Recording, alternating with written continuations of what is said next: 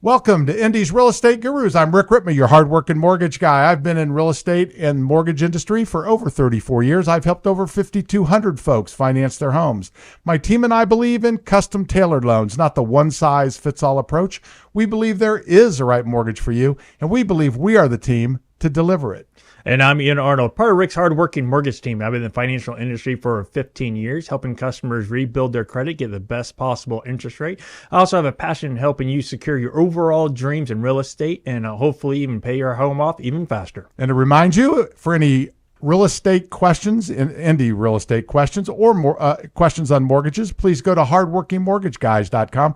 That's hardworkingmortgageguys.com, or you can call 317-672-1938. That's 317-672-1938. And today we have a real, someone who's been in business a while, but you don't look like you've been in business very long. Well, thank you. I'll take that as a compliment. You look like you just started, but 12 years. Yes. 12 That's years. phenomenal. So you started at 10? Yeah. Well, yeah. No, not quite. I was worried when I first started that people wouldn't take me seriously because I was relatively young. But yeah, 12 years now, and very, very confident and happy with where I am. Awesome. Well, we really appreciate you joining us. And it's Jacqueline, Trout, Huser. Yeah.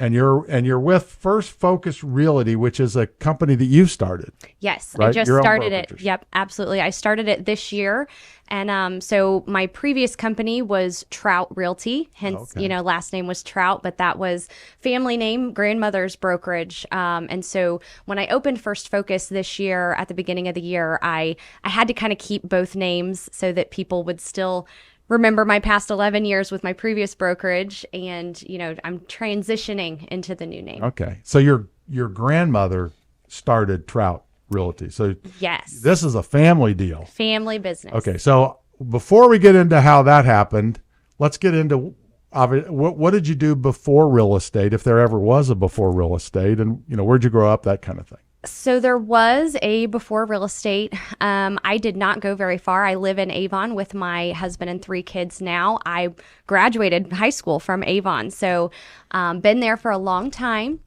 Went to Avon High School, graduated, had big plans to go to Ball State for a while was my plan. I actually did not do that. I had a period of time where I was, kind of not sure what direction I was going to go in, floating around, made some poor choices. And ultimately that led to where I am now, which, everything happens for a reason, and, Right. Everything works out the way it should. So I didn't end up going to Ball State. I ended up joining my family business, which at that point I was working for my dad, and he owned a construction company. Okay. So I then went to school at night for business, doing night courses, and got a degree in business administration. But I worked in my dad's office, and it really taught me, everything I needed to know about running a company, which then prepped me, to be a realtor, because we're all self-employed, right? So I learned how to do everything, how to manage money, how to make phone calls, how to track people down, customer service skills, doing, basically everything, being an executive assistant for him. And so I was doing that for a long time, working in the office. My aunt at that moment worked in an office across the street, also doing construction. And we would go to lunch with my grandma multiple times, every week, sometimes twice a week. And she was a realtor. So we would hear her stories, her situations. And then all of my dad and my aunt also owned several rental properties at that time as well. So I would be involved and hear, some of that aspect as well.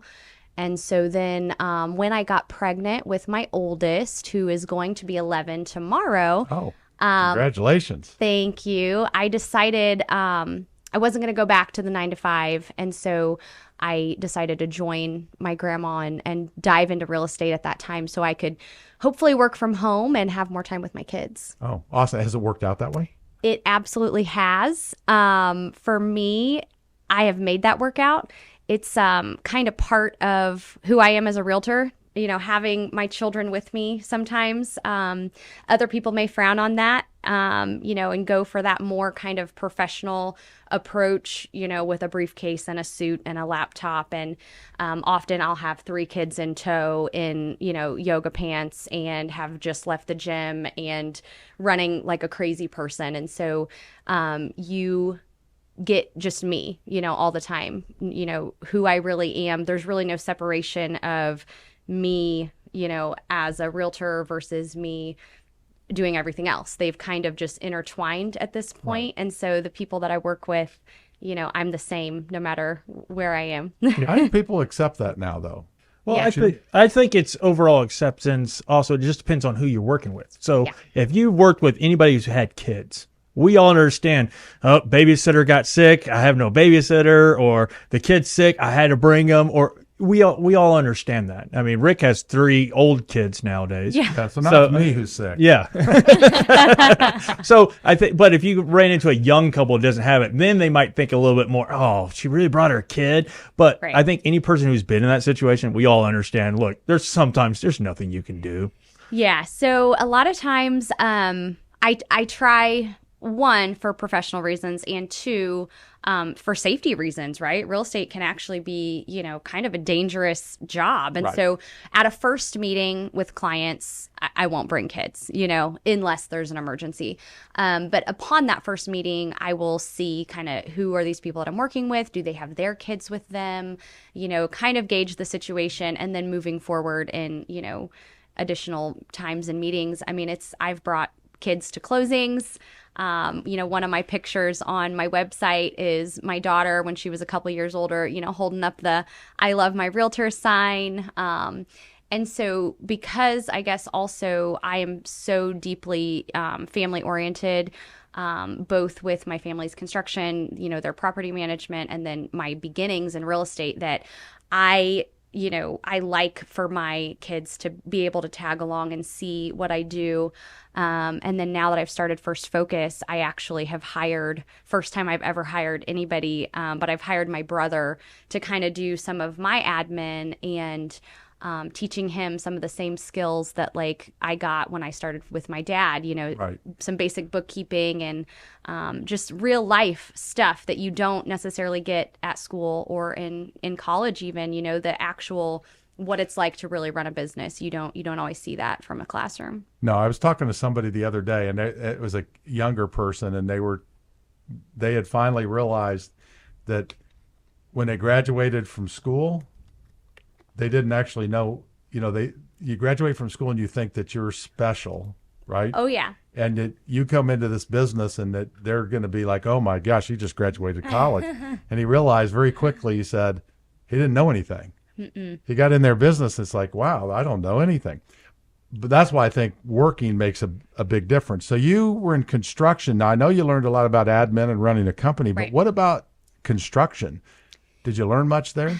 I didn't, to be just very honest. I didn't handle that. But what I handled was the communication and the problem solving. And, I would see my family and a lot of kind of what we do, so the owner of the business, they had guys on site running things. There's owners of the, buildings that are being built. It was commercial. Okay. And so, there's problems that arise. We get an email, there's an issue, jumping on that, calling whoever you need to call to resolve the issue is kind of what we do in real estate, right? I mean, at least that's what I view it as. So I try not to, I don't even think about myself as a salesperson. I never have.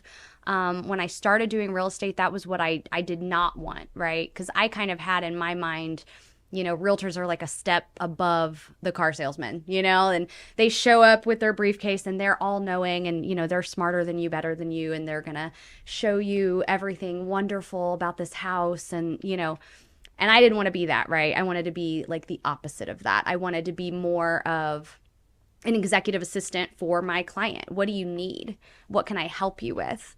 And with technology the way that it is, that's what's going to be valuable. They're not going to need me to just unlock the door and show them a house, right? Pretty soon they can probably, call a hotline and the door will just magically unlock. And who knows, there could be a voice on a speaker, look to your right and see this. So I don't want to be that. I don't want to be the realtor that just shows houses. I want to be whatever it is that you need from me, which is different with every client, and learning how to figure that out and adapt to what it is that they need, even if they don't know what they need. Sometimes they need a marriage counselor. Sometimes they need, sometimes they need someone to help them, pack their stuff. Right. Sometimes they need somebody to, calm them down when their, blood pressure's boiling over, be a voice of reason, or, whatever it is. And so that's what I try to be. And that's what I look at more so, which I did, I think, learn a lot of that being in my previous role in an office situation, because, I don't care who you are or what field you're in, there's going to be some sort of issue that happens, right? Some sort of problem, some obstacle, some hurdle that comes up. And anybody that says that there's not, either one, hasn't been doing it for very long, or two, they're lying. Right. So learning how to overcome those obstacles is what makes our industry more human, and why we will need humans, because a computer can't, necessarily solve an issue between two people, without a bit of a, human emotion and understanding and empathy. Right. No, I don't see it going away from real estate agents. In fact, when you talked about it, that's kind of I'm like, I don't think I'd want it that way, and have somebody come into my house that I don't know. It's already kind of, you don't know them, but there's a professional real estate agent there, so you feel comfortable with that. But somebody just walking into my house because they have a code, or they that would bother me. I don't think I would want to do that. So I think that'll be a tough change. I wouldn't want to, and I hope that the majority of people don't want that. But you definitely see a push, where people are kind of trying to make it that, you can buy a car now from the vending machine. And so, some of these properties with a buy now option, where they'll do, the mortgage, they'll set, everything from beginning to end. You don't need a person. It's all electronic. And so I think there might be something, investor owned, big, empty, corporate owned places that might go that way. But I feel really sorry for the buyers of those types of situations, because they're not getting any guidance, or know really, I don't think, what they're buying. So I think it's really risky. And I hope that, people will continue to recognize that risk and call a person, call me, call anybody, just call somebody. And how would they call you? What number? My phone number is 317-491-3041. And is that the best way to reach you, or? Absolutely best way to reach me. You can call me. You can text me. My email, you can email me as well. It's Jacqueline, which is really hard to spell. JACQUELINE at firstfocusrealty.net. But I pride myself on being available basically all the time, except maybe really early in the morning. I'm not a morning person. So, but late, anytime from maybe, 8, 9 a.m. up until 12 midnight, weekends, holidays, birthdays, while in labor. My family teases me. I was definitely working while in childbirth at the hospital with a laptop, answering phone calls, emails. That's kind of my thing that, some people don't do. And maybe they have a point, to shut it off sometimes and, focus on other things. But I haven't really been able to do that much. I'm big on, if somebody calls me, I answer, and whatever it is that they want, I do it right then. I don't like to kind of leave a list of items that I need to handle and handle them later. Because that's a possibility. I might forget something, right? So if I do it right then, I know that it's done. I know that I've provided, an immediate service to that client. And I know that there's no chance that I didn't answer and they're going to call somebody else. Yep. So sometimes when you're in labor, it's one of those things that you don't generate the conversation. So one of the things that my wife and I joke about is when she was in labor with our first kid, the doctor comes in and he's telling her to push and everything. He goes, "Oh, I heard you sell high-end cars." And I'm like, "Yeah, I do." I'm like, and I'm like, in my mind, I'm like, I don't want to have this conversation right now, but he wants to. And I'm like, I don't know what you're doing. But it's like, all right, whatever, let's go. Trying to distract, labor's a long thing sometimes, Yes. right? So it could start and, then you get the epidural and you're just waiting. So, you have some downtime, and I knew life would be very hectic once I brought the newborn home. So I'm like, what can I finish, right now? Let me check my emails, my text messages, be sure that there's nothing, hanging out there that once I bring this newborn home that, I'm going to not be able to do. Mm-hmm. So, yeah, holidays, all that stuff. I don't really shut it off. There is no, I don't have a lot of separation from me, personally versus me working. And so part of that, it all kind of goes together. Is for a lot of years, I just really pushed that personal service and, maybe not being as professional and show up and have 9 to 5 hours in this big company. I'm just a person, but I'm your person. Mm-hmm. Like anytime you need me, I will be here. Yep. And Rick. The best way to get a hold of There you Inner go. Eye is go to hardworkingmortgageguys.com. That's hardworkingmortgageguys.com. You'll have all our information there.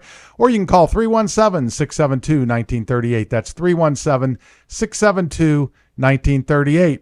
And thank you for listening to Indy's Real Estate Gurus. The gurus we interview share valuable insights. They reveal their strengths, personalities, and how they'll work for you. While we hardworking mortgage guys secure your best mortgage, real estate agents work hard too. Real estate gurus. Not all of them, just gurus. They avoid problems the amateurs don't see. They listen and they find unrealized opportunities. If you're buying or selling a home, a real estate guru is a valuable asset.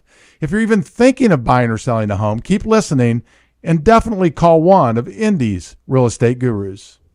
All right, Jacqueline, before I get into one of my favorite questions to find out more about you, I'm kind of curious. So since your grandmother did real estate, mm-hmm. and when you got into it, what is one piece of wisdom she gave you that you've always kept in mind?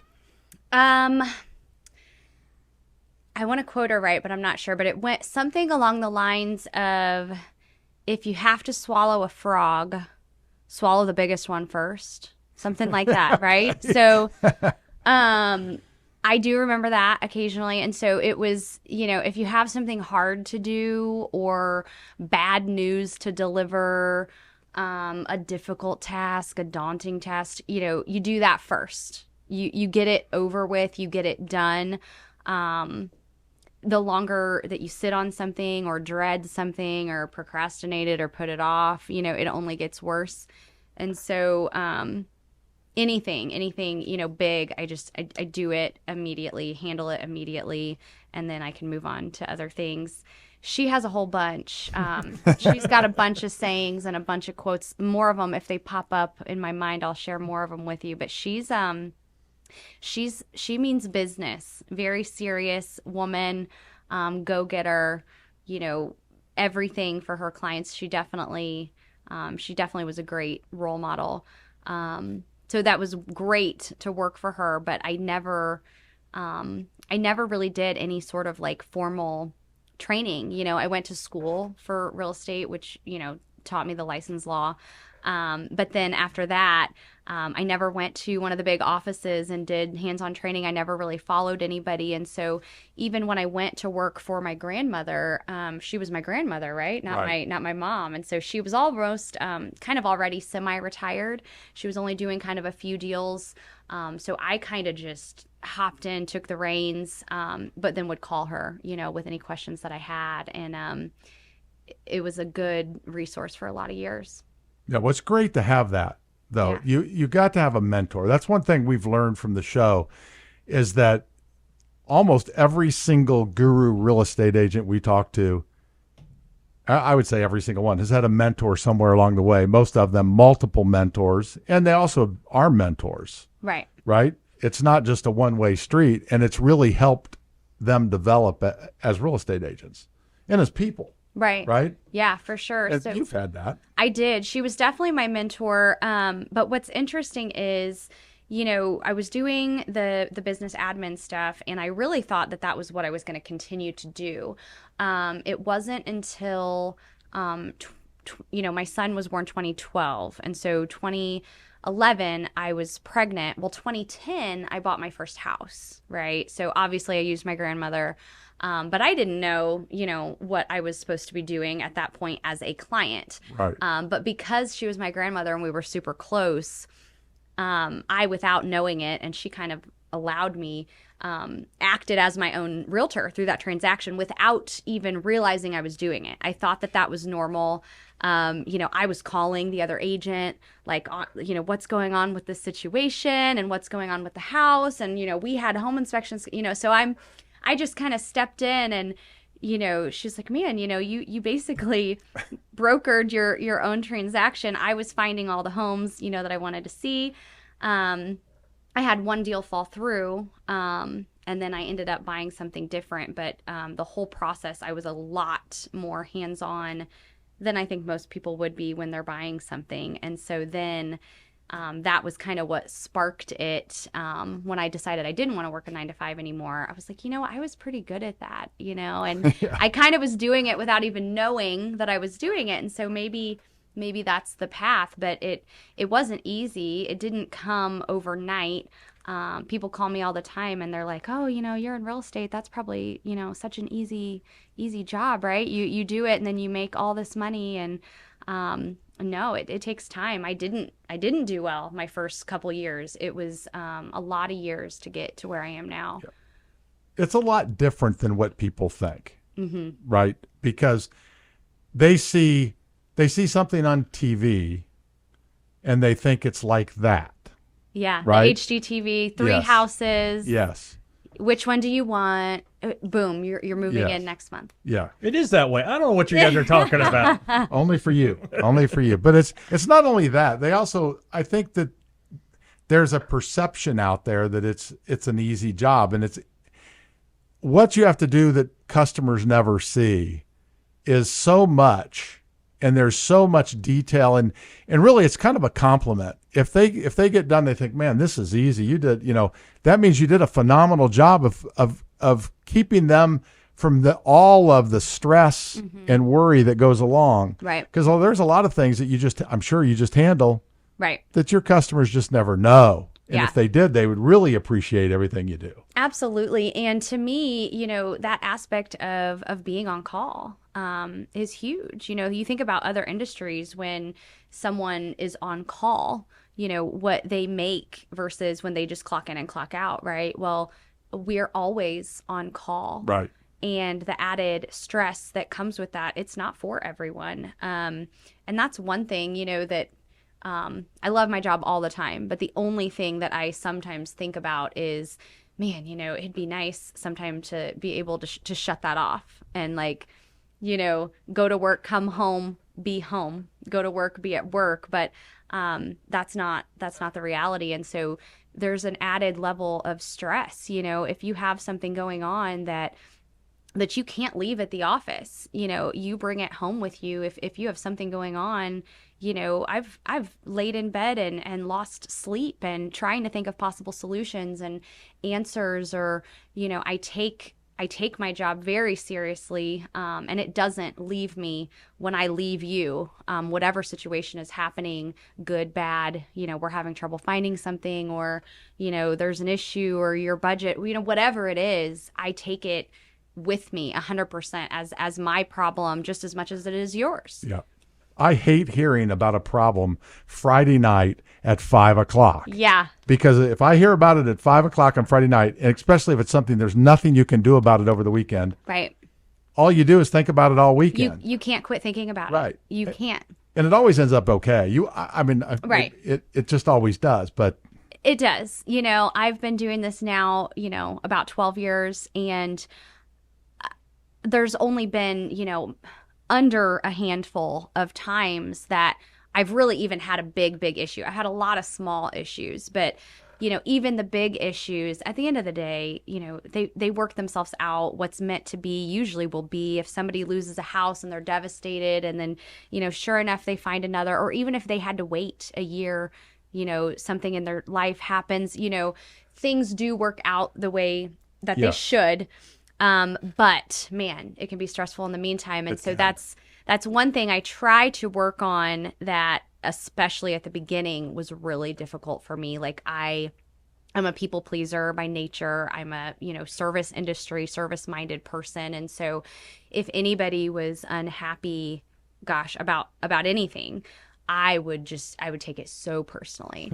And so that's something after all these years that I've had to kind of dial back a little bit, but I still do. I mean, it's just part of my personality. Right. So, and I think it makes you, be a better service person when you care, right? When you're not faking that care for your client, you mean it, it's real. You're going to give, 100% and give your all versus, somebody that's here, to do the job and go home when they're done. People can tell. Yeah. People can tell. So this probably leads into this. So what would you say your superpower or superpowers are? Kind of that same thing, figuring out what it is that they need from me.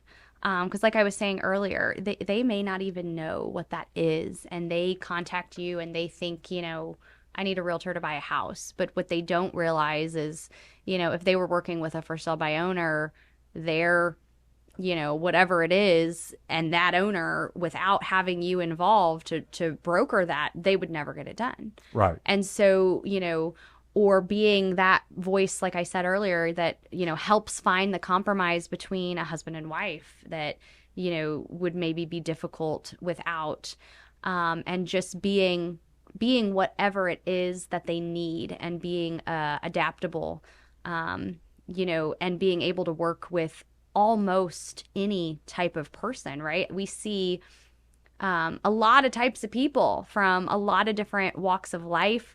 I don't have a normal type of person that this is who I work with all the time. Right. This is my this is my price point. This is my side of town. I don't have that. So I've gone all the way almost to Chicago. I've gone to the east side. I've done stuff at Geist. I've sold $2 or $3 million houses, and then I've sold several $20,000 houses. And so adjusting how I communicate with people based upon their level of knowledge, need, what they want to know versus what they don't want to know, right? Some people want to know all of it. Right. They want you to educate them and be a teacher. You're a teacher now.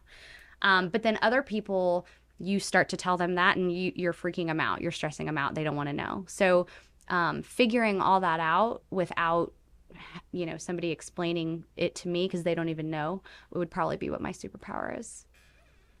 All right. And if somebody wants to work with you and your superpower, Yeah. how would they get in contact with you? I think calling, texting is definitely probably the easiest. 317-491-3041, and expect, immediate response. And that's 317-491-3041, and it's Jacqueline, Trout, Huser. That's right. Right. So Jacqueline Trout Huser, I got to rep the Trout Realty that I was with for a lot of years. My grandmother, Patty Trout, is who got me started. And so I've been married, and my legal name has been Huser for quite some time. I got married in 2014. But I kept Trout because I was with Trout Realty, right? So who wants to have a different name than their business name? And so slow transition when I opened First Focus.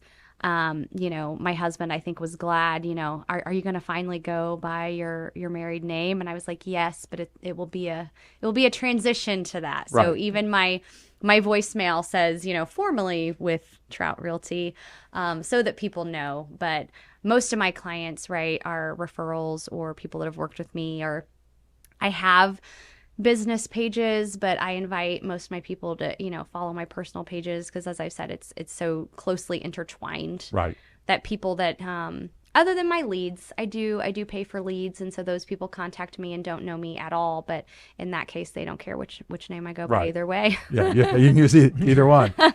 And to get a hold of Ian or I, go to hardworkingmortgageguys.com. That's hardworkingmortgageguys.com, or you can call 317-672-1938.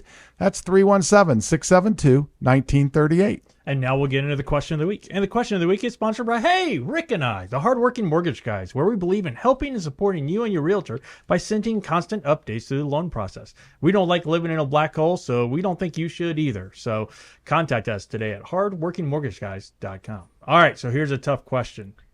What was your first car?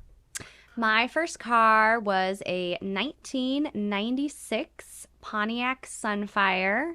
It was gold, and I had leopard seat covers. Wow, leopard seat covers. Yeah. Did you do that? You customized that yourself? Yep, customized it myself. Yeah, I was lucky. My dad and my mom and I think my grandpa, I don't remember what percentage, but they chipped in and got me that. It wasn't, man, nowadays, like, you see some of these 16-year-olds, their parents are buying them like brand new cars. But, right. So I don't know. My math isn't my strong suit, but it was a 1996, so it wasn't new, but it wasn't old. It was nice. It wasn't nice for very long because I ran it into everything. I'm not a good driver.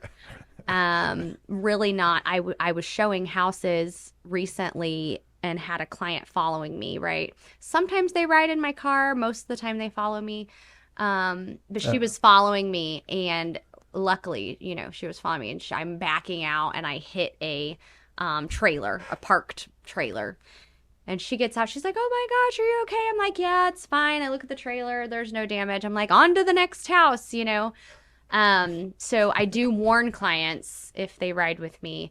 I don't often hit moving objects, but a lot of curbs, parking blocks, parked objects. You'd think that the backup cameras and the beeping and all that would help, but it doesn't. So I'm definitely in this industry for my people skills, not my driving skills or my navigation skills, because without GPS, I would not be able to do what I do. So thank goodness for that. So you don't have anything to fear now. So since you were just on this and everybody's going to listen to this, nobody will want to ride with you. Yeah. So.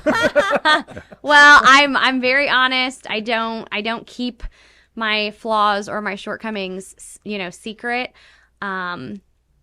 And I don't know. I don't know if that's good or bad. I guess it is what it is. So I actually, though, I had some buyer clients that they were looking for an agent, and they're the only people that have ever done this, but I thought it was really interesting. They had like they had an interview process, like sat me down. We went to Starbucks. They're like, what's your favorite book? Are you a dog person, cat person? Non-real estate questions just to see if you meshed as a person with them, which I thought was really cool because so many realtors, right? So many knowledgeable realtors. But you got to mesh with them as a person. You're going to spend time together. But one of their questions was, what's one of your biggest mistakes that you've made in real estate? Well, this was a long time ago. I was really new, and I was being very honest. I didn't have a lot of transactions under my belt, and I truly couldn't think of one. I was like, I don't know. Well, they didn't work with me, and they told me it was because I didn't tell them something that I had messed up on, and they thought, I was being dishonest. Well, at that point, I was just very inexperienced, which is what it is. But so they appreciated that, and people, being open and owning their mistakes and their errors, and I like that, and it's kind of stuck with me. So if I make an error, I'm a human. I own it immediately. I don't hide it, and I hope that that honesty comes through to my clients. If I mess up, or if there's something wrong with this house, or if there's a we're going to talk about it. Just like the frog saying, if there's something that needs to be addressed, we're going to get it out there and deal with it right then. So full disclosure, often probably too much disclosure when it comes to myself. I don't put on much of a filter. Well, I have a big frog. I gotta know the answer to this. I want to know what you drive now, because I want to avoid it. Yeah, you probably should. I am driving a 2022, 2023 Hyundai Palisade. Okay. What color? There's millions of those. White. It's white. It's got the big cargo racks on the top, because I wanted to be able to find it in the parking lot, because like you said, there's so many, and I don't see very many with the racks on all the time. So I just leave those on there so that when I forgot where I parked, which happens also frequently, I can come out and like look for that and spot it. I also this is bad too. After I backed into that trailer, my husband was like, should we put the tow hitch on just all the time? And so that way, if you're going to like almost hit something, like maybe it'll hit the tow hitch and not damage your car. And I was like, that might be a good idea. But now I like back out and just like drag the tow hitch. You know, it like hits the ground first. And every time I'm like loading groceries, I'm running into it, getting the You need that bruises. off of there. Yeah, I got to take it back off. Plus, it wouldn't damage your car as bad, but if you run into something with that, it's going to damage a lot more. So it was a thought, but maybe not the best one. Yeah. So does he let you drive his car? No. All right. No, He's a smart man. Well, and honestly, he drives my car most of the time. Like if we're going somewhere as a family, he, you know, mine's the newest. And so we typically take mine, and it holds all the kids. Kind of. We really should have got a minivan. I didn't want to be the minivan mom, and I was trying to like hold off on that. And so, like I said, my youngest, or I don't know if I said that, but my youngest is 9 months. Well, my car is like, I don't know. I didn't have the baby when I got the car. Maybe my car's a 2022. I don't know, but I didn't have the baby yet. And so I'm like, oh, we'll fit in this one. You know, it has third row. But then the baby came, and the baby fits and the family fits. But then you try to add like a pack and play. It's all the stuff. Stroller, you know, all these extra things. It's tight. And I'm like, why didn't I get the minivan? I really should have. Yeah. So what would you consider one of your most memorable deals? It could be a failure if you want to go that route and answer those people's question, and it'll feel bad not going with you. Yeah. Memorable deals. Well, I don't know. I'll highlight two briefly. One of my longest, you know, term clients who has been with me forever, they were investor clients to start with. Finally, you know, years after working with them on these low price point homes on investment properties, they're like, we're gonna buy a new primary residence. We want to be on Geist. We want to be on the water. We want a boat lift. You know, we want all the stuff. So we're $1 million range. So that was exciting. It was, you know, my first $1 million transaction, and some of the things that you handle in a $1 million transaction, which is different than a non-$1 million transaction. We came, well, a few things. One, we had to figure out a boat. I don't remember, did I have to buy a boat, sell a boat? Anyway, I had to be a boat salesperson as well, assist in the buying and selling of the boat. And then artwork. I had to become a high-end, you know, artwork major, because we were discussing what was going to stay and what was going to go, and there was really expensive pieces of art, and it came down into the negotiations of the deal. Wine in the wine cellar, you know, trying to assess and determine, you know, not only the value of the house, but the value of the art, the value of the wine, the value of personal property, the value of the boat. And so doing that was definitely memorable. And then that client shortly after, then it didn't work out, and they went back to their other home, which had not sold yet.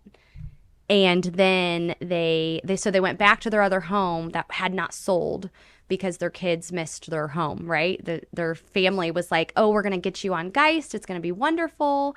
And then the kids were homesick. Well, you know, being the loving parents they were, they're like, all right, well, if you don't want this, you know, we'll go back home.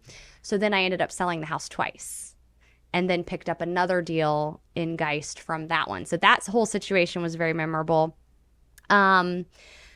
Memorable as far as on the other end,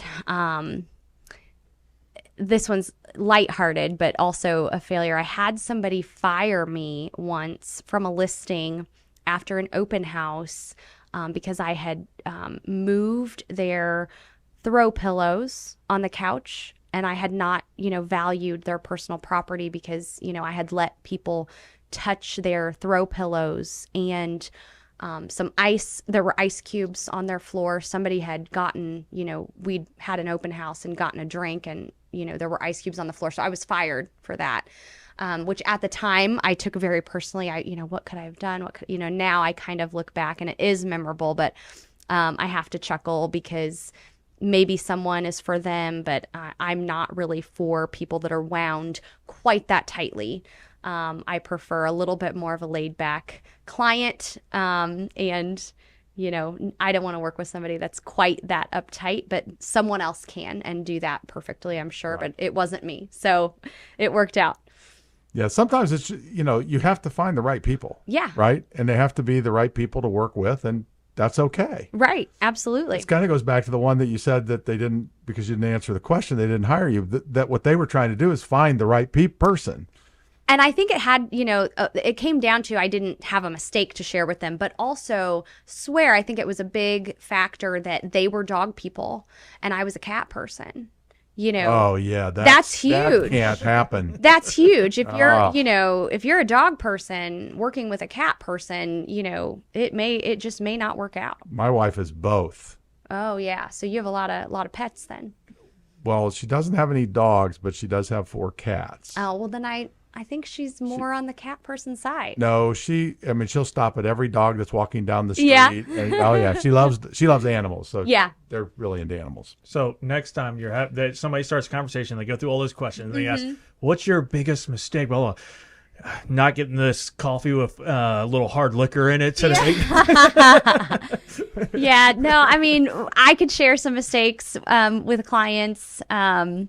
We do have them, but I can say that there's never been a mistake that I haven't done everything in my power to fix promptly, immediately, correctly, and do that. So I think that's, what says it all. And like I said, full disclosure, not hiding behind, a fake persona of here I am, I'm perfect.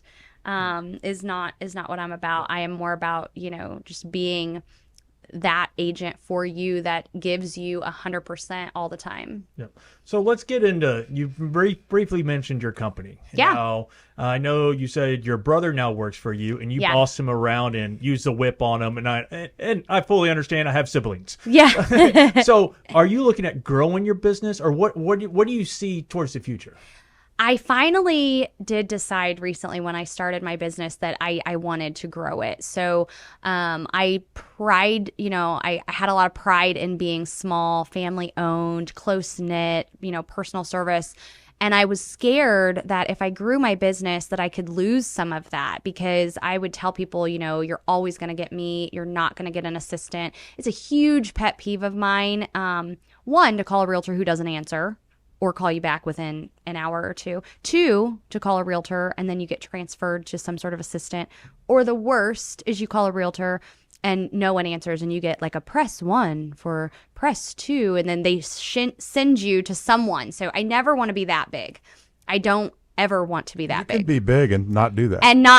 Yeah. Yes. So I was scared to grow because I didn't want to do what I, disliked so much. So I decided, though, that absolutely, I can grow. I can have other like-minded agents with my brokerage now that it's mine, who are, doing the same thing and sharing the same business principles as me. And then also by bringing my brother on to do some of the back-end stuff actually frees me up to be the one that always answers and you always get me and that I'm not drowning in paperwork from deals, because there are definitely times I'm busy. I mean, and sometimes I don't even know how. I think it is that close-knit service and referral base. By doing a good job for people, then they call you back. Right. But there were times, I would have 10 or 11, 12 transactions happening at one time. And so when you're doing that, plus have 3 kids and a husband and a house and soccer and, gymnastics and dance class and everything else, that face-to-face service never left. But I really realized, the paperwork side and having some sort of assistant, because then I get to the end of the deal and I'm like, man, my file is a wreck, I have answered every call, but like, what is happening with my paperwork? So I have hired him. I've brought him on to help me kind of keep some of that in order so that I can remain always available, by, phone, text, whatever. Well, it helps a lot because I have assistant and it makes all, I can't answer every call because we're busy, right? Oh, yeah. The key is you call back. You call back. Right. You got to call back and you got to call back quickly. Quickly. Mm-hmm. and I to me that's important. But having somebody like I have people who do the things. Some of the things I really like to do, but it wasn't the best use of my time. Right. You know, I'd rather be able to answer your call or call you back right away than be spending, you know, an hour taking an application that somebody else can take. Absolutely. And so I'm learning that. For a long time, I really didn't even realize that I was a somewhat big agent. You know, I'm always shocked. You know, you guys comment like, "Oh, we want you for real estate." I'm like, I'm a guru, you know, and I'm like, oh, and I started getting recruiting calls, and especially as an independent agent specifically, because if you look at numbers and sales volumes, you know, of agents around, for independent agents, you know, they're like, oh, you know, your numbers are like, really? I didn't even know, you know, because I had no idea. And then I'm like, well, no wonder I'm feeling really overwhelmed. I'm feeling really busy. And then I look back and it's like, yeah, you're doing 30 something transactions by yourself without a big brokerage, without an admin, without a CRM, without anything but me and my cell phone. Right. And so coming up now, I'm learning that if I want to continue to grow or even to stay at the level that I've been at, there's a better way to kind of streamline some of these processes. Which will actually make you more available to people. Yeah. I mean, some of the things that you'll do, you'll find that you'll go, why didn't I do that before? Yeah. Right? Because it makes you more available and it makes life better for not only you, but your clients too. Absolutely. So I'm excited about that. That's something that, you know, maybe I wish I realized I had a need for sooner. But I see the need now and I see the benefit. And so I'm excited to grow First Focus Realty. I'm excited to, one, bring on agents, but also, you know, bring my brother on, or, you know, if life takes him elsewhere, because he's at Kelly School of Business right now. So he doesn't know for sure where he's going, but whatever opportunity there might be to grow, I'm definitely excited and up for doing that. Yep. So in our defense, when we called, we were actually looking for your grandmother, but not But if somebody is looking to work with you, either to buy or sell a home, how will they get in touch with you? Definitely, like I said, text message is wonderful. I love a text message because it's kind of like a visual voicemail. So it's 317-491-3041. But obviously, by phone works as well. Email Jacqueline at firstfocusrealty.net. You can also find me on Facebook. I have a web page. I have all that stuff is on there. And so any of the ways that you reach out, I'm more than happy to help. And that's if you're looking to buy or sell real estate, or if you're looking maybe to change companies, or maybe you're looking new to get in the business. For sure, yeah. Or, you know, just to learn about the process. That's another thing that I find that sometimes, you know, sets me apart is a lot of times a client will call a realtor and say, you know, want to see a house, and they'll say very quickly, are you pre-approved?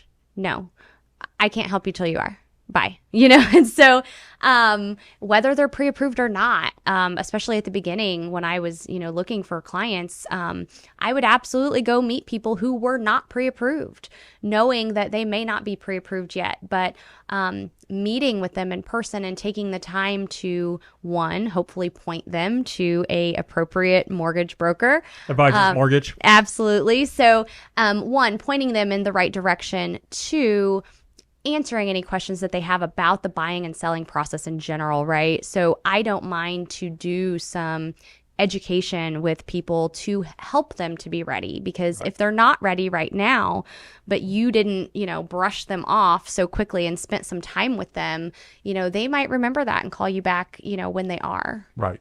Yep. And to get a hold of Ian or I, it's hardworkingmortgageguys.com. That's hardworkingmortgageguys.com, or you can call 317-672-1938. That's 317-672-1938. And please follow us so you don't miss any Indy's Real Estate Gurus. And a reminder, if you're looking to buy, sell, or refinance, contact Rick or I. We'd be more than happy to help you. Jacqueline, thank you for joining us. It's been a pleasure having you on our show today. Well, thank you for inviting me. I've really enjoyed it. Branch NMLS number 33041. Rick Rittman's NMLS number 664589. Ian Arnold's NMLS number is 1995469. Equal housing opportunity. Some restrictions apply.